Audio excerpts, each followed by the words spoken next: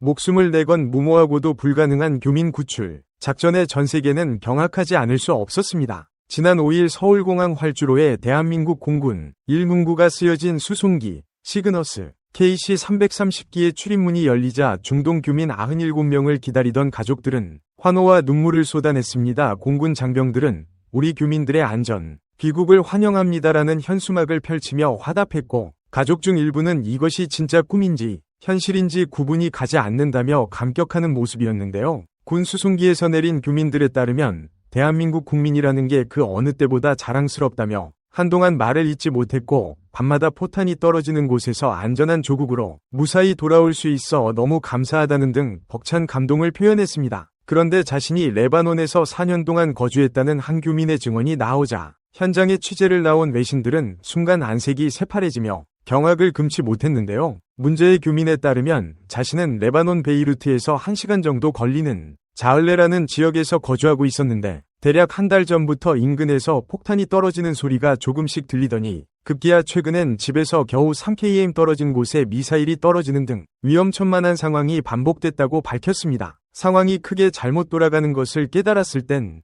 대부분의 공항이 폐쇄돼 있었고 육로로 탈출하는 것은 더욱 말이 되지 않는 상황이었다고 밝혔는데요. 마지막 지푸라기를 잡는 심정으로 한국 대사관에 연락했는데 그들이 보내준 차량과 수송기 덕분에 무사히 한국으로 돌아올 수 있었다는 등 당시 아찔했던 순간을 설명했습니다. 그런데 이때 돌발 상황이 발생하는데요. 어떻게 한국 수송기가 중동에서 그것도 100명에 달하는 교민을 태우고 무사히 돌아왔는지 믿을 수 없었던 외신 기자들의 폭탄 질문에 훈훈했던 현장 분위기는 순식간에 얼음장이 돼버립니다. 한 기자에 따르면 최근 이스라엘에 집중돼서 대중타격 대상이 된 베이루트에 진입한 수송기 중 살아 돌아온 기종은 없었다. 그 이유는 레바논의 방공식별 장치 대부분이 초기 폭격에 의해 파괴됐기 때문이다. 만약 정말로 한국 수송기가 베이루트에 진입했다면 대공포 세례에 착륙조차 못했을 것이라며 애초에 불가능한 이 작전은 한국이 미쳤던지 그게 아니면 매우 운이 좋았을 것이라고 주장한 겁니다. 실제로 현재 중동 상황은 우리가 알고 있는 것보다 훨씬 심각했습니다. 1일 저녁부터 본격화된 중동 분쟁은 이란 측이 이스라엘을 겨냥한 대규모 탄도미사일 발사부터 시작됐는데요. 당시 이스라엘 상공엔 별똥별처럼 보이는 180발의 탄도미사일이 쏟아졌고 대부분 공중에서 요격했다는 이스라엘군의 발표와 달리 상당수가 지표면에 떨어지며 처참한 장면들을 연출했습니다. 멀리서 이를 지켜본 이스라엘 시민들은 공포와 절규 섞인 비명을 질러댔으며 출구가 없는 이 전쟁에 미처 탈출하지 못한 자들의 절망만이 울려 퍼졌는데요. 이스라엘 지상군이 레바논 국경을 넘은 건 지난 2006년 헤즈볼라의 공격으로 10명의 전사자 발생을 계기로 발발한 34일 전쟁 이후 18년 만이었는데 역대 가장 큰 규모의 폭격의 논란. 이스라엘 정부는 즉시 이 시간 이후로 중동에 진입 예정인 모든 항공편에 대해 비행금지를 경고하기에 이릅니다. 이는 자국 영토를 보호하기 위함이 첫째 목표였지만 타국 소속 항공편이 말려드는 것을 사전 경고하려는 이유도 있었는데요. 이번 사태가 하마스 수장의 죽음에 대한 보복이라 밝힌 이란 혁명수비대의 성명에 따르면 발사된 180발의 미사일은 극초음속 미사일이며 사실을 확인하고 싶다면 미사일 겉면에 파타원이라고 쓰여진 걸 보면 알 수 있을 것이다. 그동안 이스라엘은 아이언돔이 만능 방어 시스템이라고 창립했을 테지만 이번 보복 이후 생각이 바뀌었을 것이라며 조만간 레바논 남부에서 대규모의 지상작전도 함께 개시될 것이라 으름장을 놓았습니다. 한편 그 시각 교민 구출 작전에 돌입한 한국 공군 측은 위험 지역에서 탈출하지 못한 34명의 교민이 남아있다는 걸 확인한 후 모든 계획을 수정할 수밖에 없었습니다. 극초음 미사일이란 기본적으로 유도 기능이 장착되어 있는 데다 이스라엘 지상에서 빗발치는 아이언돔 사이를 뚫고 레바논 상공에 진입하는 건 자살행위나 마찬가지였기 때문인데요. 실제로 국방부 대변인은 레바논 교민 구출 작전과 관련 한편에 첩보 작전을 방불케 했다고 뒤늦게 진실을 토로했습니다. 중동발 전면전에 버금가는 미사일 공방전 소식이 공군에 전달된 건 지난 2일. 군 관계자들은 사실 처음부터 수송기를 이용하려 했던 것 아니었는데요. 미사일과 로켓으로 덮여버린 중동 상공에 수송기를 띄우는 건 생존 확률이 극악으로 낮다고 판단하여 비교적 안전한 방법이었던 키프로스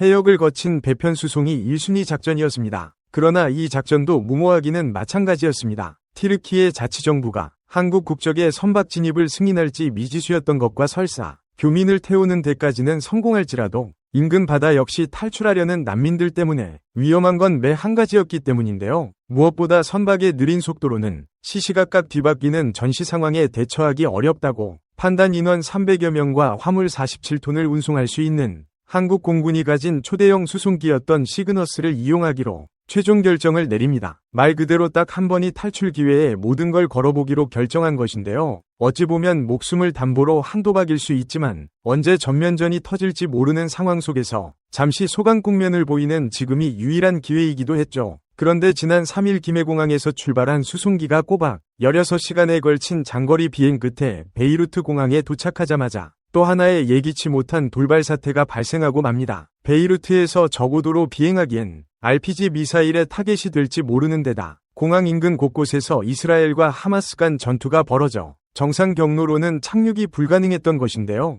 결국 수송기는 약 1시간이 걸리는 우회 경로로 공항에 착륙했는데 이때도 인근에 포탄이 떨어지는 등 위험천만한 상황은 계속됐습니다. 하지만 이미 물은 엎질러졌고 더 이상 돌이킬 수 없었습니다. 다만 한 가지 다행이었던 점은 수송기가 이동하는 16시간 동안 외교부와 주례반원, 대사관 측이 눈치 있게 행동한 덕분에 시간을 아낄 수 있었다는 것인데요. 그들은 현지에 남아있던 교민 130여 명에게 공군 수송기가 오고 있다는 걸 즉시 알리면서도 귀국을 희망하는 97명의 교민들에게 방탄유리가 장착된 대사관 차량을 제공하는 등 안전한 이동을 도왔습니다. 결국 교민 96명은 무사히 탑승에 성공할 수 있었지만 이제부터가 진짜 문제였습니다. 한창 교민 구출 작전이 시행되는 그때 공개적으로 보복을 천명한 이스라엘의 반격이 시작됐기 때문인데요. 한국 국방부 측은 베이루트 공항에 한국 국적의 수송기가 주둔 중이라고 경고했지만 소용없었고 이제부터 모든 건 수송기 파일럿의 조종 실력과 미사일이 제발 비껴가기만을 기도하는 수밖에 방법이 없었습니다. 실제로 이스라엘군은 탄약 2,000발을 동원하여 레바논에 대규모 공습을 가했고 이는 미국이 2001년부터 20년간 벌인 아프가니스탄 전쟁 때 감행한 규모와 비교해도 전례가 없다고 평가됐는데요. 오죽하면 국제인권단체들은 이스라엘의 공습은 규모 면에서 극히 이례적인 데다 사전경고 없이 이뤄져 사상자도 그만큼 늘어날 수밖에 없을 것이라고 비난을 쏟아냈습니다. 분쟁 감시 비정부기구인 무장분쟁 위치 및 사건 자료 프로젝트에 따르면 이스라엘이 180발 탄도미사일에 피격당한 후 헤즈볼라를 향해 800여 건의 공격을 감행하여 아직 공항을 떠나지 못했던 한국 수송기는 피격당할 위험에 처해 있었는데요. 특수 상황을 고려해 공군 수송기는 안전진단을 과감히 건너뛰는 동시에 만일의 사태에 대비하기 위해 파견된 공군